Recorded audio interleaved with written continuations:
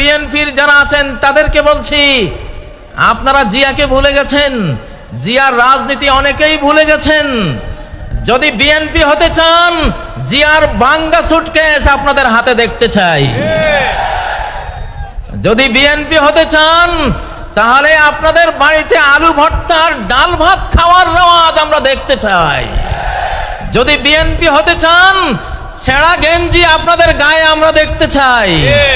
যদি বিএনপি হতে চান, তাহলে 7ই নভেম্বর জাতীয় সংহতি দিবস, জয় বাংলা স্রোতের, জয় বাংলার নাপাক স্লোগানে 71 থেকে 75 পর্যন্ত নারায়ে তাকবীর স্লোগান বন্ধ হয়ে গিয়েছিল।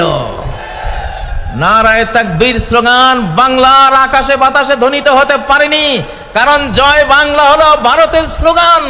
বাংলা বললে বাংলাদেশ বুঝায় না, বাংলা বললে বাংলাদেশ বুঝায় না, এটার ভিতরে ভারতও ঢুকে যায়, ঠিক নয় কি?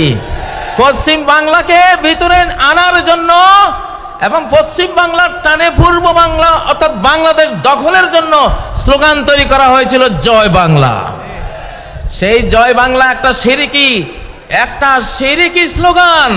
আমার লক্ষ্মীপুর জেলার বশিকপুর গ্রামের 12 বছরের ছেলে, লালবাগ মাদ্রাসার ছাত্র মৌলানা আব্দুল জব্বার সাহেবের ছেলে, ছোট্ট শিশু, মুক্তি বাহিনী, ওই সময়ের কিছু মুক্তি বাহিনী যারা ভারতের দালালি করত, সবাই না, সবার কথা বলছি না, ওই দালালগুলো বলল, এই ছেলে এইদিকে আয়, জয় বাংলা স্লোগান দেশে বলল আমি দেব না। এটা শিরিক। কেন শিরিক? উহুদ যুদ্ধের সময় আবু সুফিয়ান নবীজির আর সাহাবীদের আপাত পরাজয় দেখে বলছিল উলু হুবাল, আয় জয় হুবাল। উলু হুবাল মানে কি? হুবাল তাদের মূর্তি, আর উলু মানে জয়, জয় হুবাল। এই জয় কথাটা উলুর বাংলা। উলু, ওরা উলু দেয় না, উলু দেয় না, উলু উলু থেকে উলু দেয়, ওটা মূর্তি পূজা। জয় হুবাল বলেছিল আবু সুফিয়ান। ওমর বললেন ইয়া রাসূলুল্লাহ আমরা কি বলবো? নবীজি বললেন তোমরা বলো আল্লাহু আলা ওয়াজাল। তো সেই উলু হুবালেরই অনুবাদ করে জয়, জয়ের সাথে যুক্ত হলো বাংলা জয় বাংলা, একটা শিরকি স্লোগান, ঠিক নয় কি? এই জন্যই আজকে ঘোষণা দিলাম জয় বাংলার দিন শেষ, নারায়ে তাকবীরের বাংলাদেশ। আমি বিএনপিকে বলতে চাই, আপনাদের জিয়া, আপনারা জানেন না অনেকেই, আপনাদের জিয়া 7ই নভেম্বর এই স্লোগান 71-এর পরে নতুন করে এই বাংলাদেশকে উপহার দিয়েছিল। অতএব বিএনপিরও স্লোগান হবে নারায়ে তাকবীর, আল্লাহু আকবার, ঠিক নয় কি? আজকে বিএনপির অনেক নেতারাই ইনশাআল্লাহ এইবারে 4 নম্বর স্লোগান, এইবারে কত নম্বর? 4 নম্বর স্লোগান, নোটিবাইজির দিন শেষ, বোরকাওয়ালির বাংলাদেশ। নোটিবাইজির দিন শেষ, বোরকাওয়ালির বাংলাদেশ। স্লোগান তুলো না কেন তোমরা যুবকরা? লিল্লাহি তাকবীর। আবার বলছি, এখান থেকে বলো না, নোটিবাইজির দিন শেষ, বোরকাওয়ালির বাংলাদেশ। নোটিবাইজির দিন শেষ, নোটিবাইজির দিন শেষ, নারায়ে তাকবীর, আল্লাহু আকবার। শোনো প্রিয় শ্রোতা মণ্ডলী, এই যে বোরকাওয়ালির বাংলাদেশ, আসলে রাষ্ট্র তৈরি হয় নারী পুরুষের বন্ধন থেকে। নারী পুরুষের বৈধ বন্ধন, পরিবার প্রথা, পরিবার দ্বারা নারী পুরুষ একত্রিত হয়, 5-7টা মানব শিশু নিয়ে পরিবার তৈরি হয়, কতটা পরিবার নিয়ে একটা বাড়ি তৈরি হয়, কতগুলো বাড়ি নিয়ে একটা গ্রাম তৈরি হয়, কতগুলো গ্রাম নিয়ে একটা ইউনিয়ন তৈরি হয়, কতগুলো ইউনিয়ন নিয়ে কি তৈরি হয়?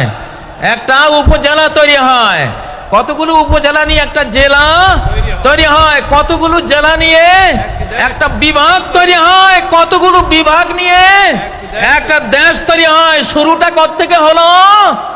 ওই যে নরনারী থেকে। কোত্থেকে? নরনারীর পরিবার প্রথা থেকে। তোমরা এই আমি আরেকটা স্লোগান দিচ্ছি, আরেকটা স্লোগান দিচ্ছি, বয়ফ্রেন্ডের দিন শেষ, হাজব্যান্ডের বাংলাদেশ। বয়ফ্রেন্ডের দিন শেষ, হাজব্যান্ডের বাংলাদেশ। আর যুবকরা মরা নাকি তোমরা? বয়ফ্রেন্ডের দিন শেষ, হাজব্যান্ডের বাংলাদেশ। এই স্লোগান তোলো না তোমরা এখান থেকে। বয়ফ্রেন্ডের দিন শেষ, বাংলাদেশ। বয়ফ্রেন্ডের দিন শেষ, বয়ফ্রেন্ডের দিন শেষ। নারে তাকবীর, আল্লাহু আকবার।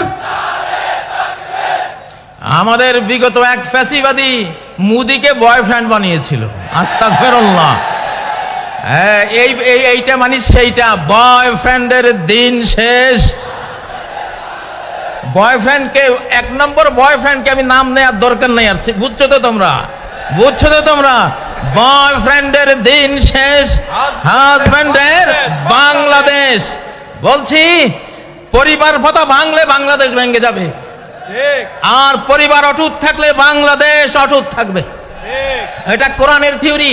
পৃথিবীতে কোনো ফাদারল্যান্ড নাই, পৃথিবীতে আছে মাদারল্যান্ড। কি আছে? মাদারল্যান্ড। মা তৈরি হয় পরিবারে। কোথায়?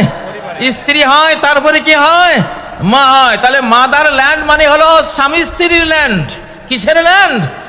অর্থাৎ এটা আধ্যাত্মিক সূত্র দিলাম তোমাদেরকে, খবরদার কেউ অবৈধ কোন বয়ফ্রেন্ড গার্লফ্রেন্ড কালচারে যাবে না, তাহলে বাংলাদেশ টিকবে না, টিকবে না, টিকবে না বললাম।